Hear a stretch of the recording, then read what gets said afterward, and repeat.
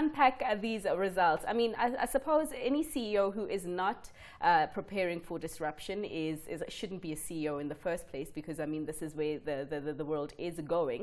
But what are the top disruptors that CEOs are looking out for, and what are they doing about this?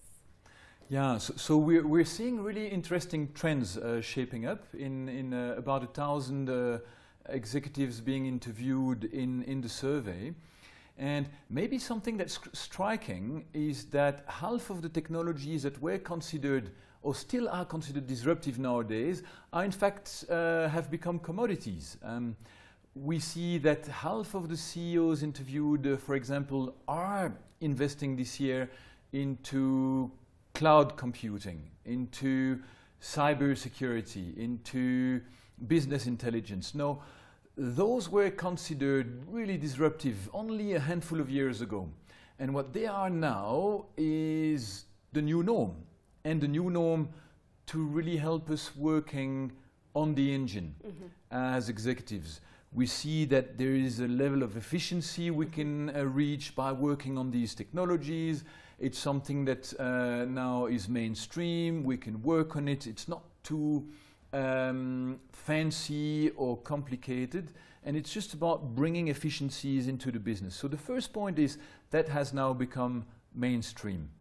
And the message is for those that haven't started that journey, again, around business intelligence, so managing the huge amounts of data we're sitting on in our businesses. Cloud hosting, not anymore having those hundreds of people fixing mouses and screens and doing firewalls and networks internally. That's a thing of the past.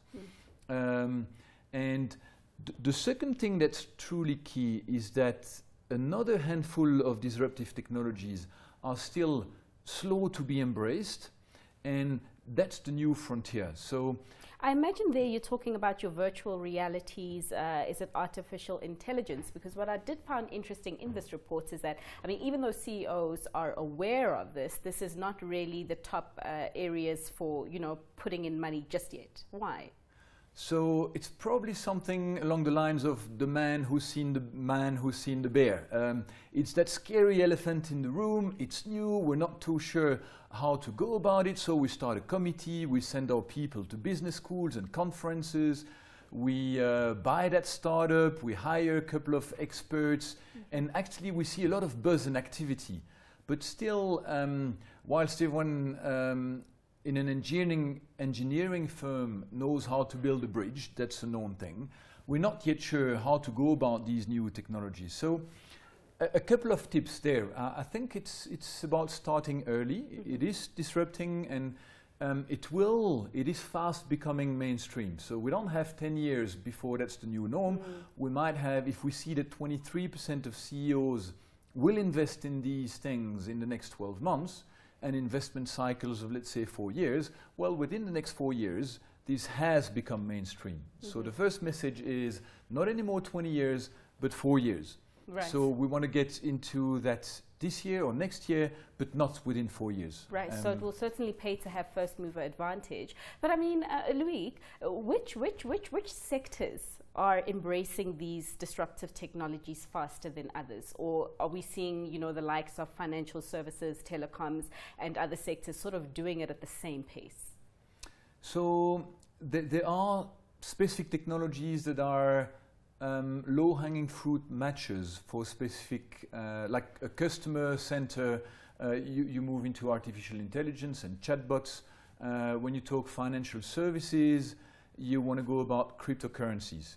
Now, within those cryptocurrencies and any form of exponential technology, there are one key message.